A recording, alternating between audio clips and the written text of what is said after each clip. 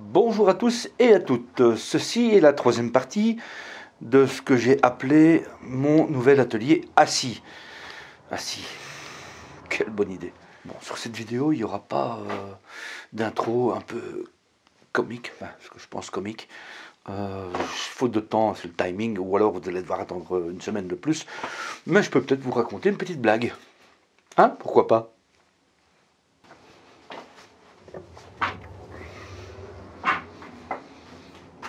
Les ciseaux à bois, les chiens aussi. Ouais, je sais. En attendant mieux, on va regarder la suite. Je vous promets, je ferai mieux la prochaine fois. Ciao.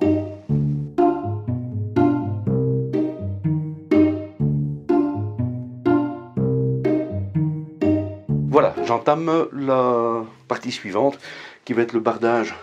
Je vais commencer par le fond. Je vais faire les côtés latéraux, ce sera le plus difficile à faire ici. Et une fois que ça sera fait, il y aura ce côté-là qui sera à mon avis beaucoup plus simple. Et le fond, bien sûr, vous le verrez rarement, mais tant qu'à faire, je vais le faire. Je vais me servir dans un premier temps d'un système de gabarit comme ça ici, qui est bien pratique, qui permet de faire l'empreinte d'un endroit et pouvoir le reporter en fait sur... je le mets à 0. Voilà, c'est à 0. Et je vais prendre ça. Voilà. En gros, c'est ça ici que je vais devoir reporter sur ma planche. Ça, c'est un travail que je vais faire à la scie sauteuse. Hop.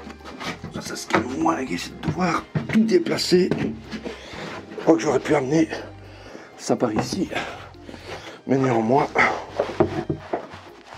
j'ai plus facile dans mon atelier qui est fait pour ça.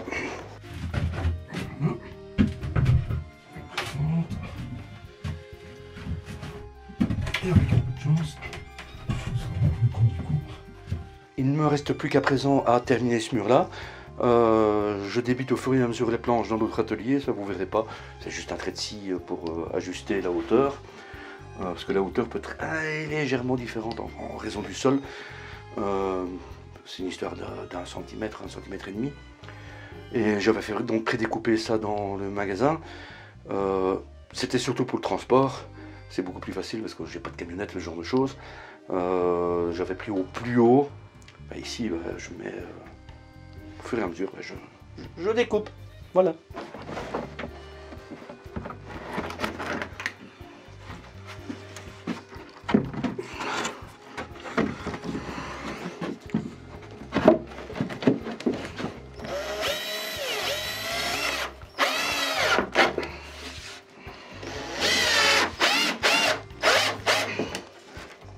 Et tant que j'y pense, je reporte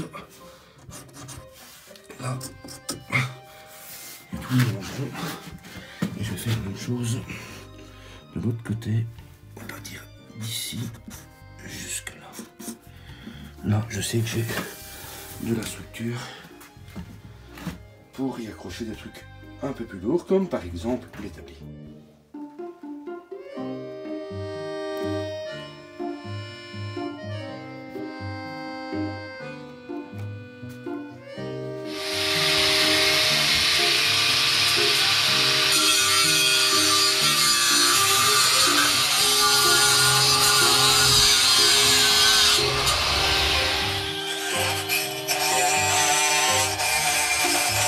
Voilà, après m'être assuré qu'il n'y avait plus d'aspérité, qu'il n'y avait plus d'anciens clous qui traînaient, ou d'anciennes vis. Ici, il y avait des docks d'électricité qui servaient pour lancer l'électricité. Il fallait les enlever. J'ai eu pas mal de mal à enlever les goujons ici. Finalement, je ne les ai pas enlevés. Je les ai enfoncés, tout simplement. Je vais commencer donc, en théorie, placer la première plaque ici. L'avoir bien de niveau, et dans cette partie-ci ce sera fait en 2 fois parce que ça, je vous le rappelle, je peux pas le bouger, avec dans l'idée que de toute façon toute cette partie là sera masquée dans le futur lors de l'aménagement.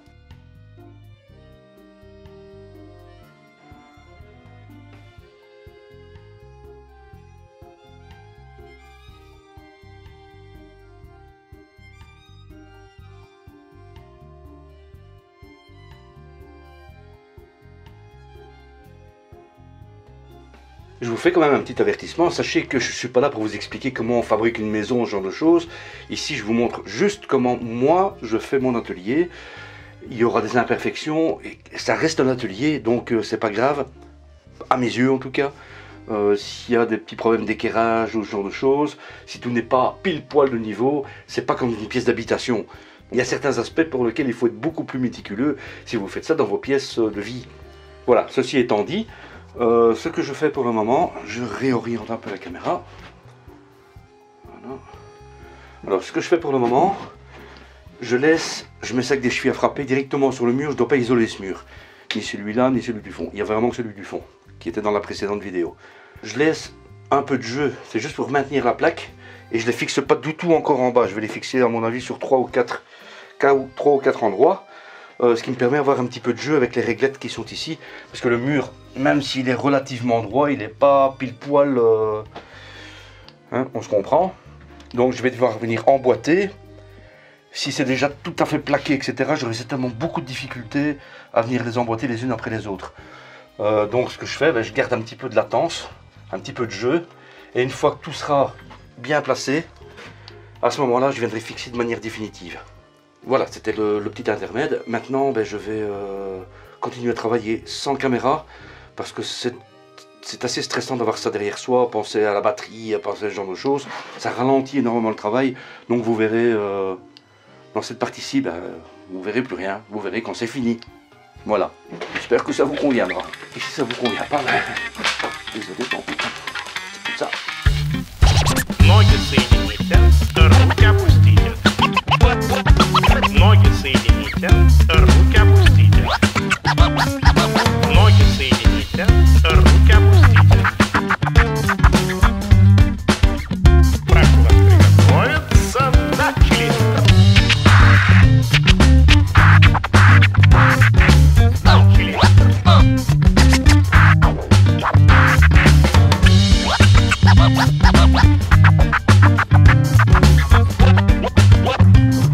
Прошу вас приготовиться, начали.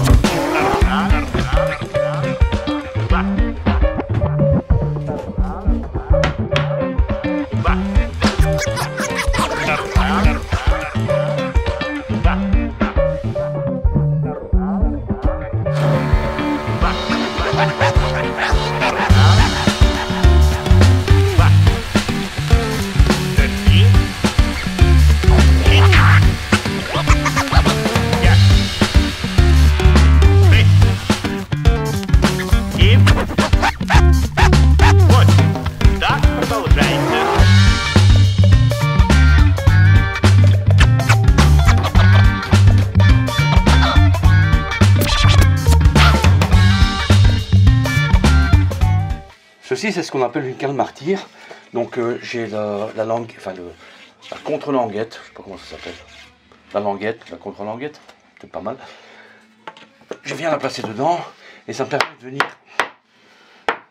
vraiment pour mettre à fleur ici les deux plaques sans endommager la partie qui se trouve là. Si je n'étais pas marteau là-dessus, ça casse et après c'est un peu le bazar.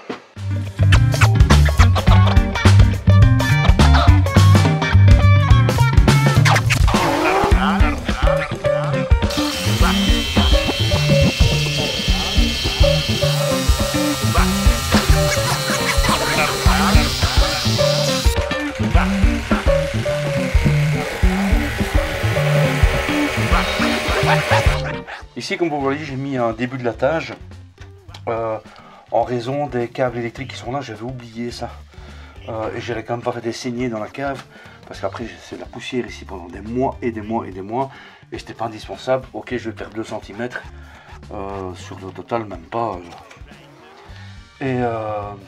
Alors la procédure, j'ai mis des latapane ici pour pouvoir passer le câble tranquillement. Je devrais démonter ceci pour le faire repasser. L'autre, il va pour le système de chargeur de l'autre côté du mur. Ce que je vais faire maintenant, je vais mettre des cales comme ça ici pour pouvoir faire, jusqu'en bas, pour pouvoir mettre une plaque ici pour avoir un calage, pour savoir à quelle distance je vais devoir le couper, afin de masquer également cette partie-ci et qu'elle soit un peu mieux finie. Voilà, donc je vais attaquer ça, et ça je vais juste bêtement mettre ça avec des vis. Hein, c'est très momentané ça forcément. Et il n'y a plus qu'à. Il n'y a jamais de problème. Il n'y a que des solutions. Il suffit de réfléchir un peu. Ноги соедините, руки опустите. Ноги соедините, руки опустите. Ноги соедините, руки опустите. Le bardage est enfin fini. Il y a encore quelques petites améliorations à faire. Pas grand chose, hein, genre enfoncer les vis et faire en sorte qu'elles ne dépassent pas, parce que ces murs-ci ils vont être améliorés. Vous verrez comment dans la prochaine vidéo. Ça. La prise a été fixée, là-bas aussi d'ailleurs. Et bien je pense maintenant qu'il est temps d'attaquer le faux plafond décoratif. Mais avant ça, je vais ranger un peu tout le matériel qui est ici. Il y a pas mal de matériel dont je n'aurai plus besoin. Donc je ne vais pas rester encombré inutilement. Ben, je vais ramasser tout ça et puis je continue. Tu peux regarder la suite immédiatement, mais tu peux aussi penser à liker, à cliquer sur s'abonner, la petite cloche, etc. J'en ferai pas un foin. Et bon, pendant ça, je mets de l'ordre. Ça, hop. Voilà, comme il est jamais agréable de travailler quand il s'est encombré, quand c'est sale, c'est pas très agréable non plus. Donc je vais faire un petit dégrossissage, passer un petit coup de balai, gentiment, un petit coup d'aspi. Ça sera peut-être superflu ça, parce que c'est pas fini les crasses.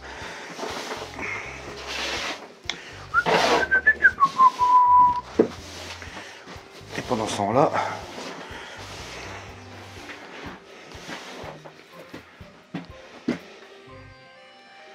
ah bah oui, j'ai un nouveau problème.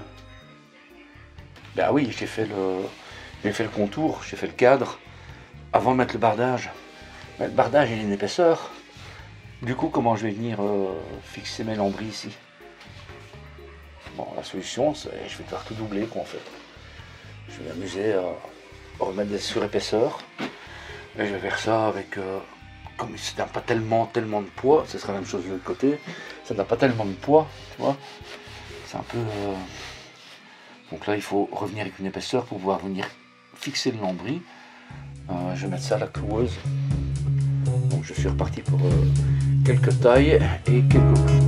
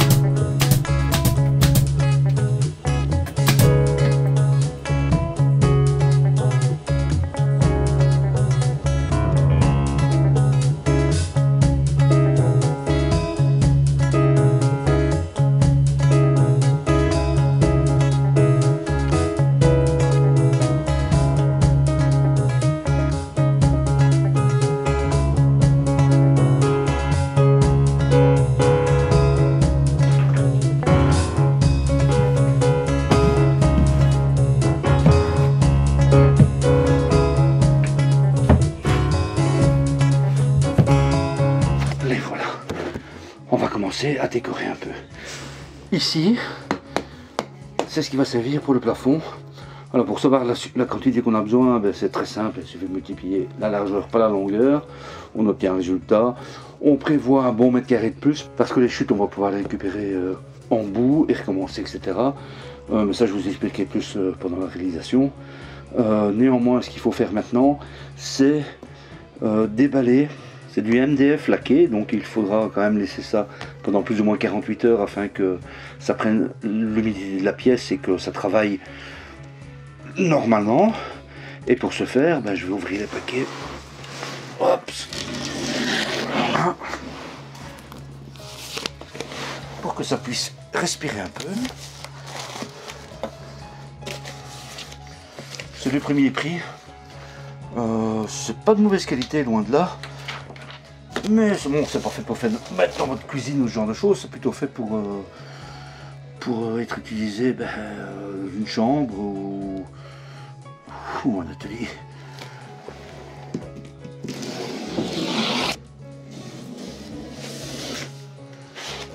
Et grâce à ce temps d'attente, j'ai droit à 48 heures de repos. Oh, le bonheur. Merci. Merci, nombril.